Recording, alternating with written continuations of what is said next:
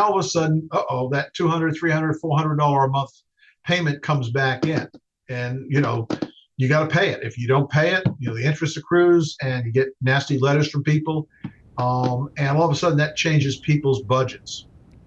Thoughts there from UNC Charlotte Business School experts as they shared North Carolina's economic forecast. And that includes that repayment restart on federal student loans. Interest resumed the first of the month.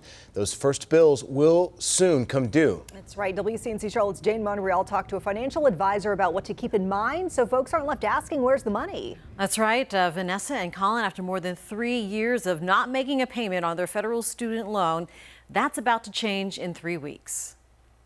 Due to the pandemic, the federal government put a pause on loan payments on federal school loans with 0% interest. But the national emergency came to an end in May, with Congress deciding not to extend the pause. That means, as of October 1st, students will have to start repaying their loans.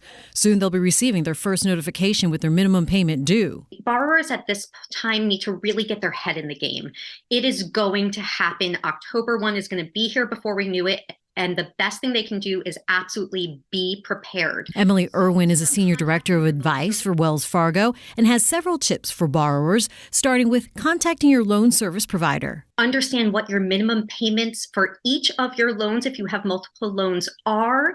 Understand where you're going to get those funds to make those minimum payments. And then if you have any additional income that you can throw towards your loans, work with your financial advisor. Working with your loan service provider is especially important if you can't make the minimum payments.